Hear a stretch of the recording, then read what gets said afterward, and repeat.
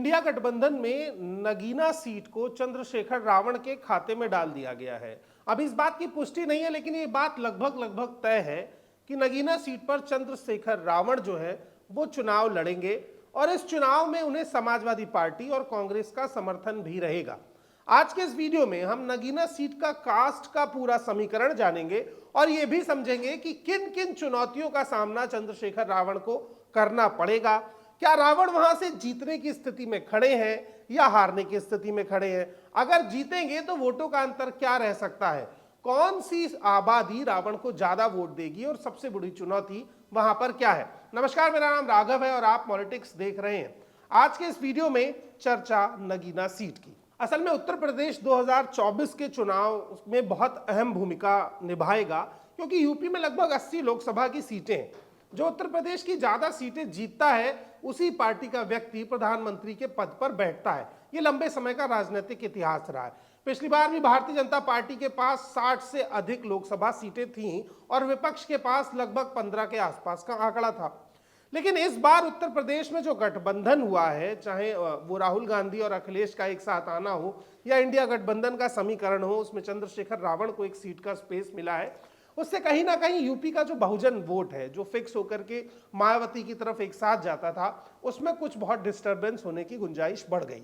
अब समझते हैं नगीना सीट का समीकरण। असल में जो नगीना सीट है ये अनुसूचित जनजाति के लिए आरक्षित सीट है और इस सीट पे दो समीकरण बहुत अहम है। ये मैं आगे आपको समझाऊंगा, लेकिन इसमें 21.8% एससी वोटर है। ये 2011 की जनगणना के अनुसार का आंकड़ा है। यानी इस समय अगर मोटे तौर पर देखें तो 24% के आसपास एससी वोटर नगीना की इस सीट पर है। जनगणना जब हुई थी 2011 की, तो उसके अनुसार 2014 में लगभग 14,93,411 मतदाता नगीना में है।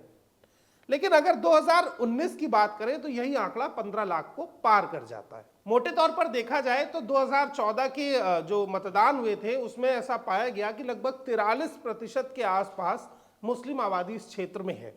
2019 में यह आबादी और बढ़ी। 2024 के चुनाव में यह माना जा रहा है कि लगभग नगीना की जो लोकसभा सीट है इसमें मुस्लिम 45 से 50% भूमिका निभा सकते हैं। और अगर ये मुस्लिम वोट किसी भी पार्टी को एक तरफा मिल जाता है तो उसकी जीत लगभग तय हो जाएगी। लेकिन अभी इतने से मत आकिए, इसके आगे के समीकरणों को भी समझते हैं। जिन 15 लाख मतदाताओं की मैंने बात की उसमें से लगभग 8 लाख के आसपास पुरुष हैं और 7 लाख के आसपास महिलाएं। लेकिन जो वोट का परसेंट है वो यहां 60 से ऊपर रहता है। यानी किसी भी स्थिति में 10 लाख के आसपास का वोट पड़ता ही पड़ता है। और इस स्थिति में मजबूत वोटर कौन होगा यह भी समझना होगा। असल में इस पूरी लोकसभा में 5 विधानसभा सीट है, जिनके नाम नजीबाबाद, नगीना, धामपुर, नहटौर और नरपुर। ये 5 विधानसभा सीटों में से पिछली बार के अगर चुनाव परिणाम देखें तो 2017 में 3 पर बीजेपी और 2 पे सपा थी। अब सवाल ये खड़ा होता है कि यहाँ की साक्षरता दर क्या है? लगभग 58% के आसपास इस सीट पे साक्षरता दर है। एक और अहम चीज, यहां पर 72% के आसपास ग्रामीण मतदाता है, क्योंकि शहरी मतदाताओं में बीजेपी की पैठ ज्यादा है और ग्रामीण मतदाताओं में क्षेत्रीय पार्टी और ग्रामीण मुद्दों का वर्चस्व रहता है। असल में वो टीवी से भी दूर रहते हैं, तो जो टीवी प्रोपेगेंडा फैलाया जाता है ग्रामीण मतदाता उसकी चपेट में ज्यादा नहीं आ पाता है। तो ग्रामीण मतदाता बीजेपी के लिए एक नई चुनौती है, तो वही चंद्रशेखर रावण और इंडिया गठबंधन के लिए वो एक प्लस पॉइंट है। 28% के आसपास शहरी मतदाता है। 2019 में 63.4% का मतदान हुआ था। अब अगर बात करें तो 2019 में गिरीश चंद्र बसपा से जीते थे, 2014 में भाजपा से यशवंत सिंह जीते थे और 2009 में यशवीर सिंह सपा से जीते थे। यानी ये सीट किसी एक पार्टी के खाते की सीट नहीं है, ये जाति समीकरण, गठबंधन और परिस्थिति की सीट है। अगर कोई ऐसा उम्मीदवार उतारा जाए जो उस समय की परिस्थितियों, मुद्दों और जातिगत समीकरणों से मेल खाता हो, तो यह सीट भाजपा, सपा, बसपा या कांग्रेस किसी के भी खाते में जा सकती है। यहां पर राजनीतिक वर्चस्व जैसी स्थिति नहीं दिखती है।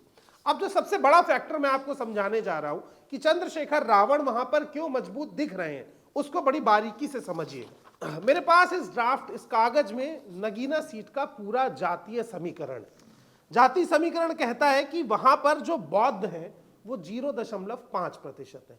असल में बौद्ध बाबा साहब अंबेडकर की विचारधारा से प्रभावित होते हैं, और बाबा साहब अंबेडकर ने बौद्ध धर्म अपनाया ही इसलिए था क्योंकि इस धर्म में शोषण की गुंजाइश नहीं है जातीय स्तर पर। और ये बौद्ध बहुत हद तक SC ST माइनॉरिटी के साथ भी कनेक्टेड होते हैं, क्योंकि उस समय जिस तबके का सबसे ज्यादा शोषण हुआ था उसने ही हिंदू धर्म को छोड़ा था समानता की लड़ाई के लिए। उसके बाद ईसाई हैं 0.17%, जैन है 0.06%, मुसलमान है 43.04%, अनुसूचित जाति के लोग हैं 21.8%, अनुसूचित जनजाति 0% है, सिख है 1.37%। बाकी की आबादी आप खुद समझ सकते हैं। अब जो मैं आपको जोड़ने के लिए कह रहा हूं उसे समझिए। 43.04% मुस्लिम, 21.8% अनुसूचित जाति, यानी मोटे तौर पर 64% के आसपास जो वोटर है वो इस समय कहीं ना कहीं चंद्रशेखर रावण के खाते में आता हुआ दिख रहा है। स्थिति यह है कि समाजवादी पार्टी को जो मुलायम सिंह यादव का सरकार चलाने का तरीका रहा, जिसमें MY मुस्लिम यादव समीकरण काम करता था, तो यहां पर यादवों का वोट भी चंद्रशेखर रावण को मिलेगा। क्योंकि मुस्लिम बहुल्य सीट है इसलिए मुसलमानों का वोट समाजवादी पार्टी के साथ जुड़े होने के कारण और कांग्रेस भी साथ में विपक्ष में जाने के कारण वो पूरा वोट चंद्रशेखर रावण की तरफ शिफ्ट करेगा। अब अगर इस पूरे समीकरण में इस 63 में से आप 10% हटा दीजिए, जो वोट डिस्टर्बेंस होता है, जिसको किसी तरह से किसी मुस्लिम को वोट डालने नहीं दिया जाए, जो बूथ स्तर पे कार्यकर्ता होते हैं वो थोड़ी धांधली करते हैं, उसकी पर्ची गायब हो जाए, या कुछ % वोटर जो मोबिलाइज हो, जो किसी और पार्टी को वोट करना चाहता हो, वो 10% निकाल भी देते हैं, तो भी चंद्रशेखर रावण 50% से ऊपर की स्थिति में दिख रहे हैं। अभी हालांकि वहां से और किसी उम्मीदवार का नाम भी घोषित नहीं हुआ है, तो इससे स्थिति साफ हो जाती है। अब जरा पिछले आंकड़ों की बात कर लेते हैं कि पिछली बार क्या हुआ था इस सीट पर। देखिए, पिछली बार 2022 विधानसभा चुनाव की मैं बात करता हूं, बीजेपी को 36.8% वोट मिला, सपा को 34.8, यानी 2% का अंतर है, कोई बड़ा मार्जिन नहीं है, ठीक है। बसपा को 18%, कांग्रेस को 0.6%। यह स्थिति थोड़ी चिंताजनक है कि कांग्रेस का वोट प्रतिशत वहां पर 2022 में 0.6% था, यानी अखिलेश का वहां पर दबदबा है और कांग्रेस वहां पर कमजोर स्थिति में, ठीक है। रालोद को भी 7.2% वोट मिला था।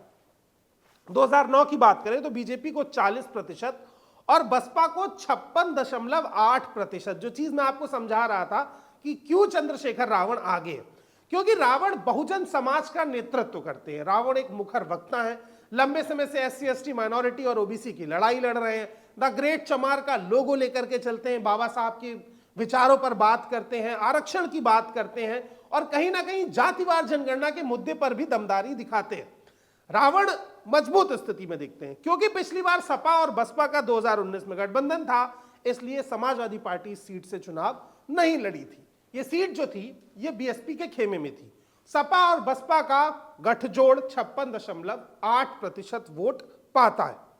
इसका मतलब अगर चंद्रशेखर रावण को बहुजन समाज एक तरफा वोट दे दे और सपा के समर्थन का वोट भी मिल जाए और कांग्रेस का 0.06% वोट भी मिल जाए, तो चंद्रशेखर रावण की जीत तय होती दिखती है। इसके बाद 2017 पहुंचते हैं। 2017 के विधानसभा चुनाव में बीजेपी को 38.2% वोट मिला, सपा को 28.6, बसपा को 22.8।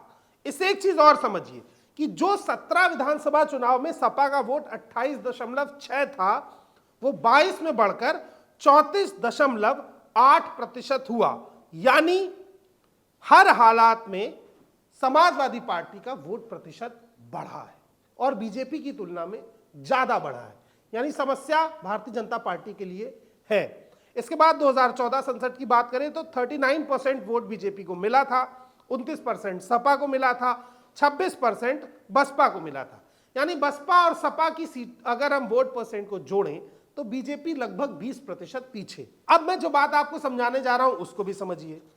वो बात यह है कि चंद्रशेखर रावण अगर इस सीट से दावेदारी रखते हैं और बहुजन समाज पार्टी यानी बीएसपी इस सीट को छोड़ देती है तो मामला एक तरफा हो जाएगा, चंद्रशेखर रावण जीत जाएंगे। क्योंकि चंद्रशेखर रावण मायावती के प्रति बहुत सम्मान रखते हैं। आम बोलचाल में उन्हें मायावती का भतीजा भी कहा जाता है, जैसा अखिलेश यादव को कहा जाता है। अब अगर मायावती बहुजन समाज के प्रतिनिधित्व के नाम पर 80 में से एक सीट को छोड़ देती हैं तो चंद्रशेखर रावण की जीत तय हो जाएगी। लेकिन अगर बीएसपी अपना उम्मीदवार उतारती है और वो मुस्लिम होता है तो उस परिस्थिति में क्या होगा? बीएसपी अभी तक किसी गठबंधन के खेमे में नहीं है, ना वो भाजपा के साथ है ना भाजपा के खिलाफ है। एक ग्रे लाइन पे बीएसपी चलने का काम कर रही है। इस ग्रे लाइन के कारण ही बीएसपी का वोट परसेंट भी गिर रहा है और मायावती के विचारों की साख पर भी सवाल खड़ा हो रहा है।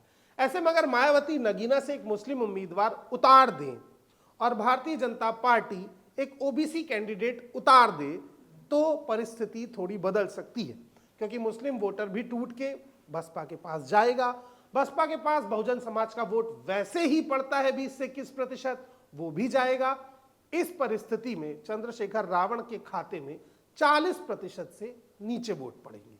अब सवाल यह खड़ा होता है कि क्या मायावती समाज के प्रतिनिधित्व के नाम पर चंद्रशेखर को एक सीट जीतने का मौका देंगी या अपने उत्तराधिकार में संकट ना बने इसलिए उस सीट पर चंद्रशेखर रावण को हराने के लिए काम करेंगी? ये दोनों सवाल लाजमी हैं और ये यूपी में पूछे भी जा रहे हैं।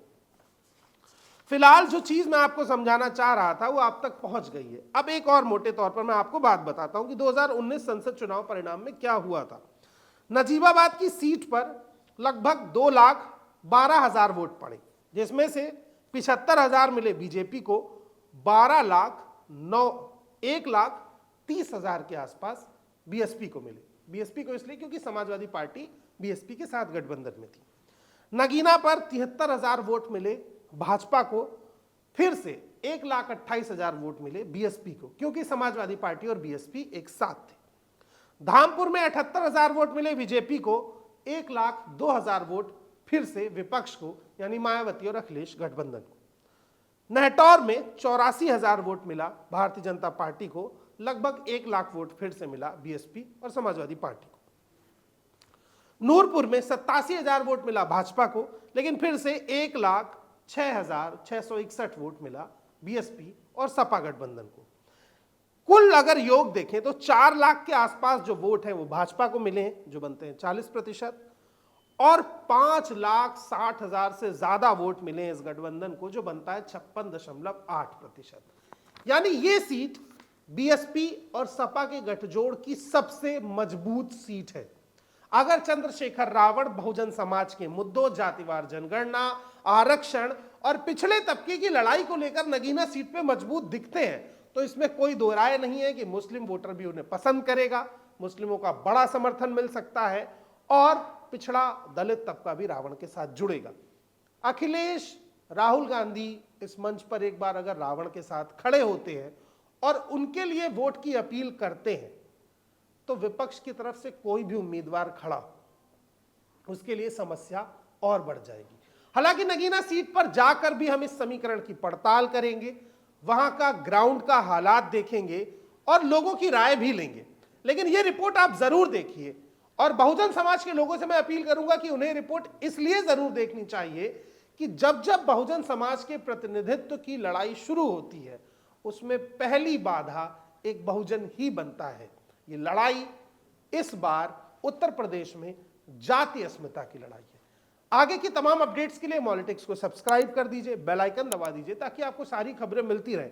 हमारी ये रिपोर्ट आपको कैसी लगी है ये कमेंट बॉक्स में जरूर बताइए। आपको क्या लगता है नगीना से कौन जीतेगा, इस पर भी अपनी राय जरूर दीजिएगा। बाकी अपडेट्स के लिए बने रहिए मॉलिटिक्स के साथ, देखते रहिए। बहुत बहुत धन्यवाद।